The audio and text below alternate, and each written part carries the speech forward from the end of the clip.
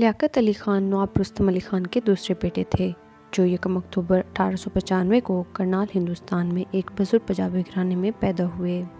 وہ ایک پاکستانی سیاستدان، وکیل، سیاسی تھیورسٹ اور تحریک پاکستان کے سرکردہ کارکنوں میں سے ایک تھے۔ 15 اگست 1947 کو تقسیم ہند کے ایک دن بعد خان پاکستان کے پہلے وزیر اعظم بنے۔ انہوں نے 1947 سے لے کر 1951 میں اپنے قتل تک پہلے وزیر خارجہ، وزیر دفاع اور سرحدی علاقوں کے وزیر کے طور پر کابینہ کا قلمبند بھی سنبھالا۔ وہ ایک جمہوری سیاسی تھیورسٹ تھے جنہوں نے برطانوی ہندوستان میں پارلیمانی عزم کو فروغ دیا۔ سب سے پہلے انڈین نیشنل کانگریس میں مدعو کیے جانے کے بعد اس نے آل انڈیا مسلم لیگ میں شمولیت اختیار کرنے کا انتخاب کیا، جس کی قیادت محمد علی جناح نے کی۔ خان نے جناح کی اس مہم میں مدد کی جو تحریک پاکستان کے نام سے مشہور ہو گئی۔ 16 اکتوبر 1951 کو خان کو ایک کرائے کے قاتل سید اکبر نے راولپنڈی شہر میں ایک سیاسی جلسے میں قتل کر دیا۔ محمد لیاقت علی خان برطانوی ہندوستان میں اتر پردیش میں پیدا ہوئے اور وہ اپنے دادا نواب احمد علی خان کے زمانے میں اتر پردیش میں آباد ہوئے تھے۔ انہوں نے اردو زبان کو اپنا لیا تھا اور اس طرح لیاقت مقامی اردو بولنے والے تھے۔ ان کے خاندان نے علی خان کو مشہور علی گڑھ مسلم یونیورسٹی بھیجا، جہاں انہوں نے قانون اور سیاسیات میں ڈگریاں حاصل کیں۔ 1913 میں علی خان نے محمدن اینگلو اورینٹل کالج میں تعلیم حاصل کی۔ 1918 میں پولیٹیکل سائنس میں BSc اور LLB کی ڈگری حاصل کی اور 1918 میں اپنی کزن جہانگیرہ بیگم سے بھی شادی کر لی، تاہم جوڑے بعد میں الگ ہو گئے۔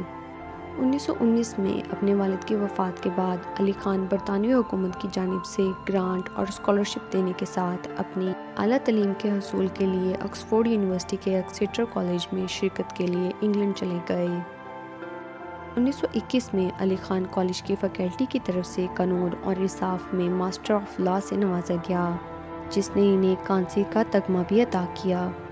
علی خان 1923 میں اپنے آبائی وطن ہندوستان واپس آئے، قومی سیاست میں قدم رکھتے ہوئے برطانوی حکومت اور برطانوی حکومت کے تحت ہندوستانی مسلموں کے ساتھ ہونے والی ناانصافیوں اور ناورک سلوک کو ختم کرنے کا عزم کیا۔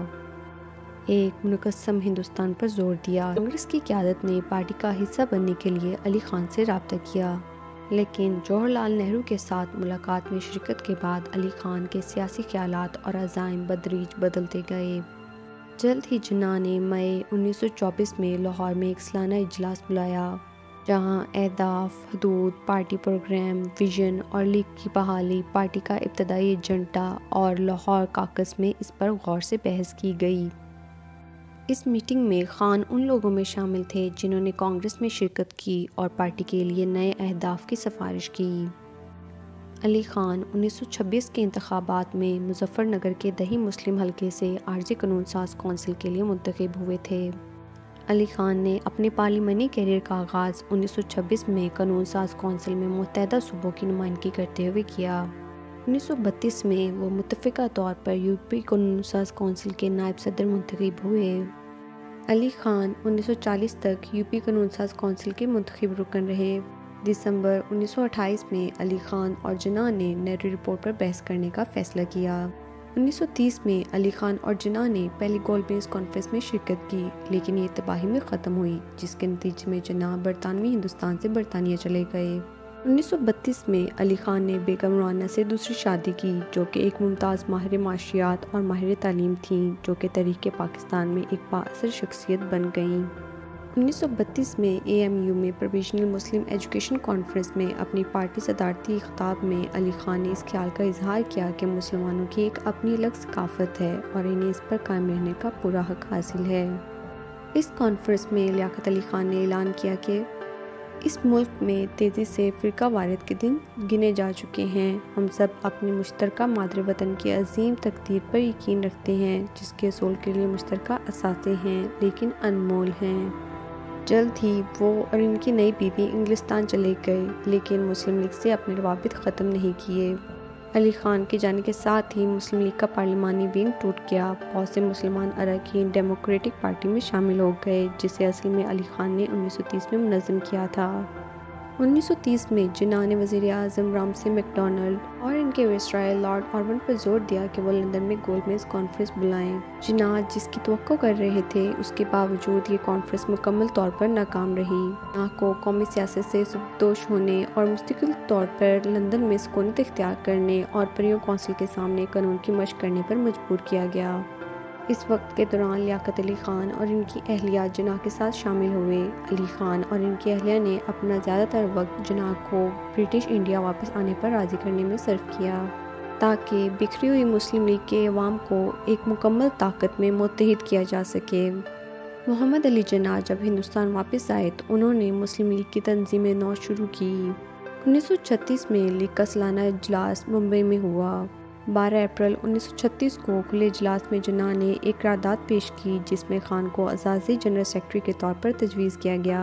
قرارداد متفقہ طور پر منظور کی گئی اور وہ 1947 میں قیام پاکستان تک اس عہدے پر فائز رہے۔ 1940 میں خان کو مسلم لیگ کی پارلیمانی پارٹی کا ڈپٹی لیڈر بنا دیا گیا۔ 1940 میں مسلم لیگ کے لاہور اجلاس میں قرارداد پاکستان منظور کی گئی۔ اسی سال مرکزی قانون ساز اسمبلی کے انتخابات ہوئے جن کا مقابلہ خان نے بریلی کے حلقے سے کیا تھا۔ جب لیگ کا 28واں اجلاس 12 اپریل 1941 کو مدارس میں ہوا تو جناح نے پارٹی ممبران سے کہا کہ حتمی مقصد پاکستان حاصل کرنا ہے۔ اس سیشن میں خان نے ایک قرارداد پیش کی جس میں قرارداد پاکستان کے مقاصد کو مسلم لیگ کے اغراض و مقاصد میں شامل کیا گیا۔ قرارداد کی تائید اور اتفاق رائے سے منظوری دی گئی۔ 1945 سے 1946 میں ہندوستان میں بڑے پیمانے پر انتخابات ہوئے اور خان نے انتخابات میں کامیابی حاصل کی۔ وہ لیگ کے مرکزی پارلیمانی بورڈ کے چیئرمین بھی منتخب ہوئے۔ اس وقت تک برطانوی حکومت اور انڈین نیشنل کانگریس دونوں نے پاکستان کے تصور کو قبول کر لیا تھا اور اسی لیے 14 اگست 1947 کو پاکستان مرز وجود میں آیا۔ آزادی کے بعد خان کو پاکستان کے بانیوں نے پاکستان کا پہلے وزیر اعظم مقرر کیا تھا۔ خان کو ملک کا نظم و نسق چلانے کی کوشش کے دوران بڑھتے ہوئے چیلنجوں اور مشکلات کا سامنا کرنا پڑا۔ سوویت یونین اور سوویت بلاک کے ساتھ مسائل اس وقت مزید بڑھ گئے جب خان اپنے پوشیدہ ارادوں کی وجہ سے سوویت یونین کا دورہ کرنے میں ناکام رہے۔ 1947 میں جناح نے ماہر طبیات رفیع محمد چودھری کو پاکستان مدعو کیا۔ لیاقت علی خان نے کمیونسٹ سلیم الزمان صدیقی سے ملاقات کی اور انہیں شہریت دی اور انہیں 1950 میں اپنا پہلا سرکاری سائنس مشیر مقرر کیا اور ملک میں تعلیم کے قیام کے لیے ایک روڈ میپ کو خان کی حکومت نے جلد ہی اپنا لیا تھا۔ خان کی حکومت نے سندھ یونیورسٹی کے قیام کی اجازت دی۔ 1947 میں خان اور ان کے وزیر خزانہ ملک غلام نے ملک کے معاشی نظام کو سرمایہ کاری اور سرمایہ داری کی بنیادوں پر رکھ کر 5 سالہ منصوبوں کا خیال پیش کیا۔ خان کی اقتصادی پالیسیاں جلد ہی ملک کے لیے امریکی امداد پر بہت زیادہ انحصار کرنے لگیں۔ ان کی وزارت عظمیٰ کے دوران ایک اہم واقعہ نومبر 1949 میں نیشنل بینک کا قیام اور کراچی میں پیپر کرنسی ملک کی تنصیب تھی۔ اپنے دفتر کے ابتدائی دنوں کے دوران خان نے ملک کا نظم و نسق چلانے کے لیے سب سے پہلے گورنمنٹ آف انڈیا ایکٹ 1935 کو اپنایا۔ ایوان نے اسے 12 مارچ 1949 کو منظور کیا، لیکن اسے ان کے وزیر قانون جوگندر ناتھ منڈل کی طرف سے تنقید کا سامنا کرنا پڑا جنہوں نے اس کے خلاف بحث کی۔ خان نے اس بل کو پاکستان کی آئینی تاریخ کا میگنا کارٹا قرار دیا۔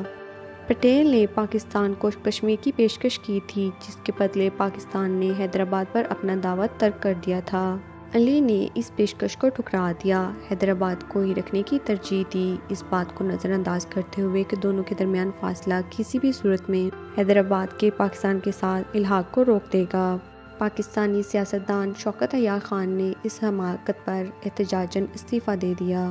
حیدرآباد ویسے بھی ہندوستان چلا گیا اور دونوں قوموں نے کشمیر پر جنگ لڑی۔ نئی حکومت کی تقرری کے فوراً بعد پاکستان نے کشمیر پر بھارت کے ساتھ جنگ شروع کر دی۔ تاہم کشمیر کو آزاد کرانے کے لیے جناح کی حکمت عملی فوجی طاقت کا استعمال تھی۔ اس طرح جناح کی حکمت عملی یہ تھی کہ ایک پتھر سے 2 پرندے مارے جائیں، یعنی کشمیر کو کنٹرول کر کے ہندوستان کا سر قلم کرنا اور غیر ملکی اور فوجی مداخلت کے ذریعے اس کا گھریلو حل تلاش کرنا تھا۔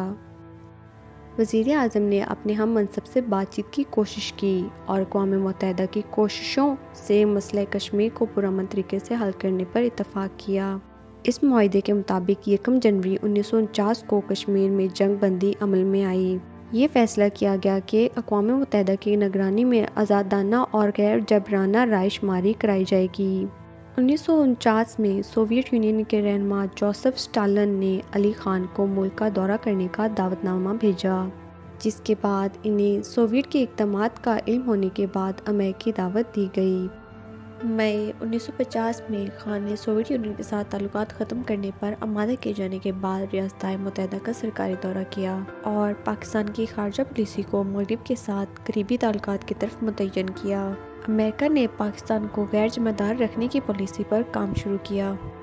جون اور جولائی 1951 تک امریکہ کے ساتھ پاکستان کے تعلقات مزید خراب ہو گئے۔ نہرو نے امریکہ کا دورہ کیا، پاکستان پر کشمیر سے اپنی فوجیں واپس بلانے کے لیے دباؤ ڈالا۔ خان کی بھارت کے خلاف جارحانہ پالیسیوں کی اجازت ایک اور جنگ کی طرف بڑھتے ہوئے امریکہ کو تشویش میں مبتلا کر دیا تھا۔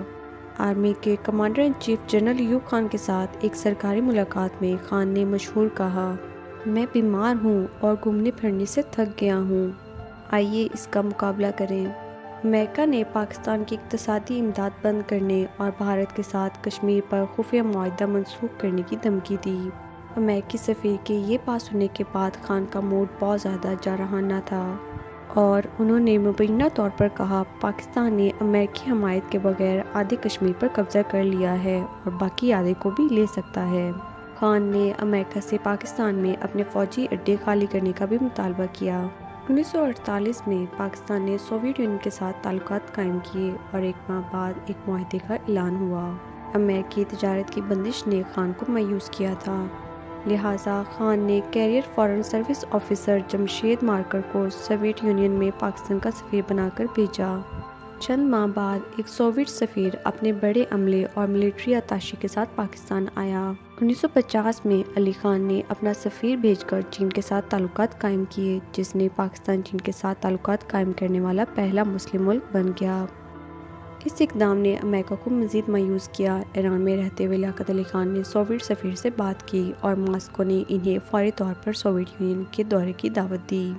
علی خان کو 1949 کے آخر اور 1950 کے اوائل میں مذہبی اقلیتوں کے مسئلے کا سامنا کرنا پڑا اور مبصرین کو خدشہ تھا کہ ہندوستان اور پاکستان اپنی آزادی کے پہلے 3 سالوں میں اپنی دوسری جنگ لڑنے والے ہیں۔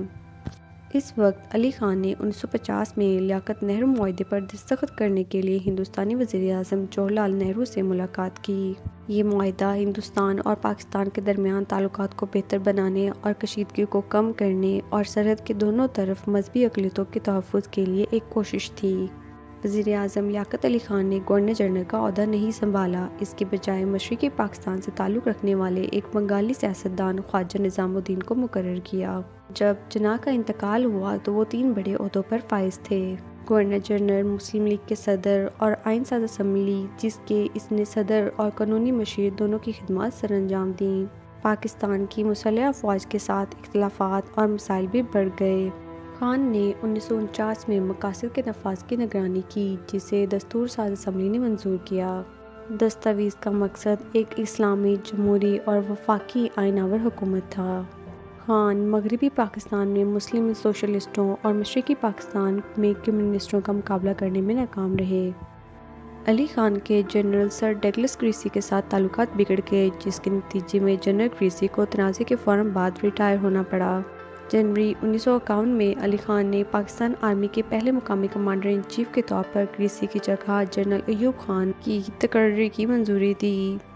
16 اکتوبر 1951 کو خان کو سینے میں اس وقت 2 گولیاں ماری گئیں جب وہ کمپنی باغ راولپنڈی میں 1 لاکھ کے اجتماع سے خطاب کر رہے تھے۔